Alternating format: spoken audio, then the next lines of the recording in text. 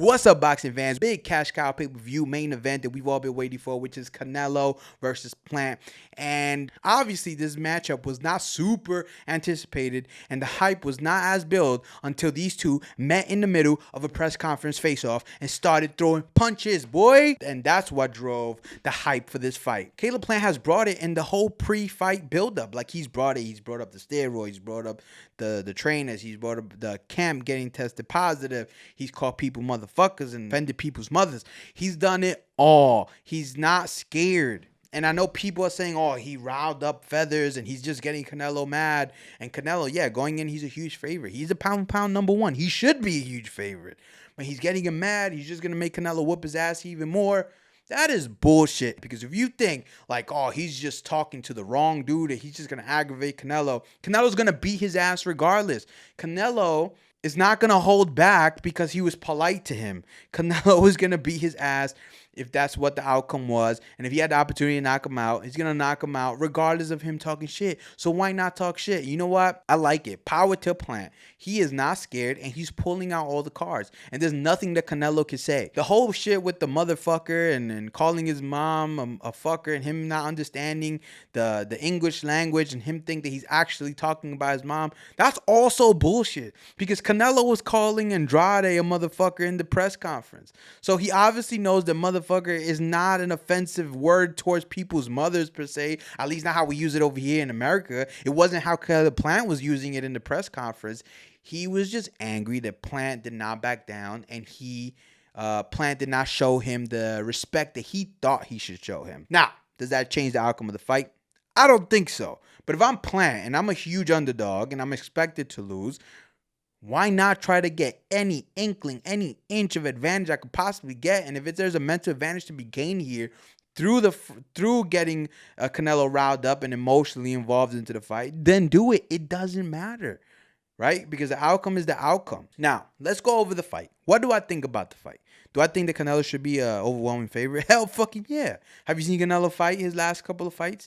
He has been beating everyone's ass. He hasn't just been winning. He's been beating ass. Canelo has gotten better, bigger, stronger, and just more adept and advanced at the pugilistic sport that is boxing. He understands it better. But I will admit, Caleb does show a couple of things that we haven't seen presented to Canelo yet. Caleb is the largest boxer that he's faced, right? We can admit there's weight classes and size and length that gets documented in the tail of the tape, and the whole boxing system is built around the size and stature of fighters. So we can acknowledge that Caleb is a large fighter compared to what Canelo has faced. Now, he's faced a couple of other big fighters in terms of stature, like Kovalev and Callum Smith, and he demolished those guys. But those guys weren't boxers per se. They were more pressure fighters, less mobile, very still targets. And Canelo, while he started his career more like a counter puncher, he liked guys to come towards him.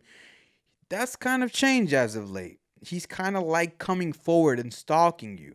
Now, stalking and not in the traditional Mexican sense where he's like the Antonio Margarito and he's just throwing a lot of punches. He's going to beat you down, take punches and just wear you out. That's not how he does it. He's more meticulous. He's more calculated. He's more maniacal in how he implements his offense. It's usually through a lot of feints and traps and setups and counters, even though he's the one moving forward. But we know that boxers have given him problems. And this is the largest. I'm not saying he's not the best boxer that he's faced. He's fought better boxers, definitely in Floyd Mayweather and Andy Lara. But he's the largest boxer he's faced. And as a boxer, you do use your length as part of your defense, as part of your movement and evasibility.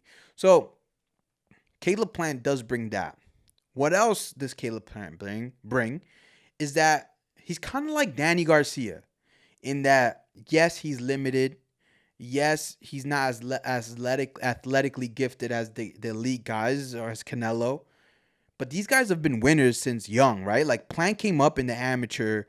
It came up and he has a deep, extensive amateur background, which he found success and was able to overcome his athletic limitations and found ways to win. And he's done the same thing as a professional. And Plant is undefeated. And for a long time, that was the same thing with Danny Garcia. We just didn't understand how he won. He was underdogs in a lot of his big fights, but he won most of those, and because he had an extensive amateur background too, and had a lot of success there, despite having limitations athletically and what he's gifted with in the boxing ring.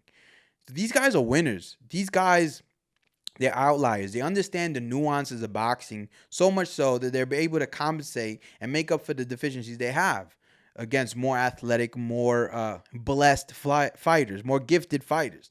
So Plant has that. That is a mental advantage that he has over past Canelo opponents that have tasted the losses, who have been defeated. He doesn't look like he's coming into the ring defeated. You can't rule out Plant, and you could rule him out, but you can't just say that this is I think he is too much of an underdog given all these things. So let's get to the prediction, because I think this is where this is leading to. I have this fight 8 rounds to 4 Canelo. I don't have him winning by stoppage. I know people are saying, "Oh, he's gonna stop him." I don't think he's gonna stop him. Caleb is a big guy, never lost, and he's a boxer, defensive first. Those 3 things in combination, I don't think Canelo is some otherworldly puncher. I mean, Canelo had a problem knocking out people at 154 and even at 160. So, like, I don't think he's an otherworldly puncher. I just think he sets up his traps well. And lately, with the more immobile opponents that he's been fighting, they've been sitting there just and getting cold clocked by punches that he set up that they don't see coming. And will he do that against Caleb? Yeah, he is going to. But I think because of the fact he hasn't lost, he's big, he's a boxer, I don't think he stops him. So I think this is going to be an 8-4 and maybe even a 7-5 fight, and where Canelo wins a unanimous decision in a fight that the scorecards may look closer than what the fight really was. And what I mean by that, if somebody wins 8-4 or 7-5, you think it's a close fight. But that's not necessarily the case, right? Because not all rounds are won equally. I think, Canelo likes to give up a lot of rounds, right? He likes to download, and he's willing to give up rounds to set up traps that will likely end in a knockout victory for him. I think he will also do that against Caleb. But Caleb has a more boxing, more defensive wherewithal to make that last just a tad bit longer.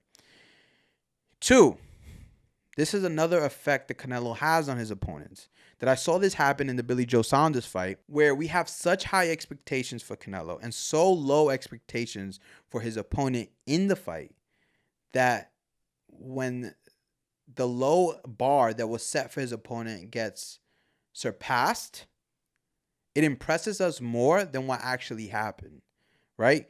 So Canelo, huge favorite. We don't expect much out of Caleb because of what Canelo's been doing lately, just chopping dudes down, running people over. So on the rounds where Caleb does have success, it's just going to take a small amount of success by Caleb to win an inactive round by Canelo. Canelo has a lot of, especially in the beginning, has long stretches of inactivity due to him calculating and downloading you. That's just his style. He's always done that. And then he comes on later once he knows exactly what you're falling for and what he's been setting you up for.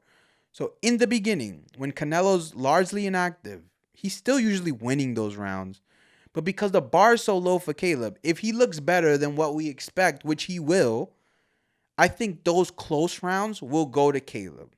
So what I'm saying is that at the end, when the scorecard reads 116, 112, or 115, 113, and we go, whoa, that's a close fight, those 3 or 4 rounds that Caleb won may be the close rounds where Canelo's just more inactive and Caleb showed he's better than what we thought he was.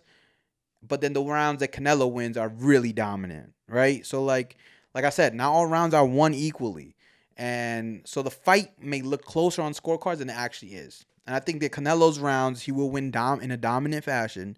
And I think that Caleb's rounds will be more effect of him over impressing the low expectations that we have from him, and in compound with Canelo's inactivity. And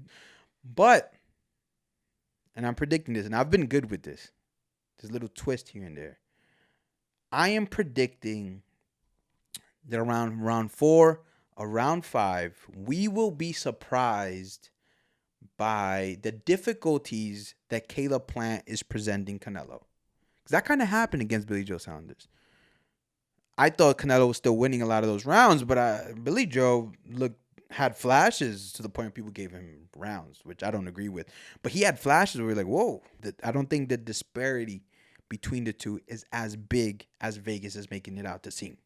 Nonetheless, it's fun. These dudes just throwing punches at each other. Caleb has a scar in his face from a face-off in a press conference that was hit by a 3-piece combo that Canelo hit him with. But I give Caleb props because he swung first.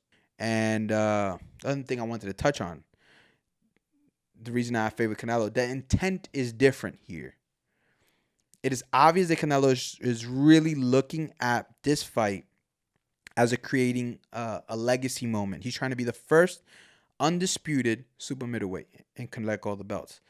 Meanwhile, it does seem like Caleb is looking at this fight as, I need a win over Canelo Alvarez. Like, collecting Canelo's head is more important than the macro view that Canelo has over this fight, which is Caleb's head is less important to me. It's more what it means as a whole. There you go. That's the end. Enjoy the fight. We will be back to discuss and review everything that's happened. Boxing is a ever-changing landscape.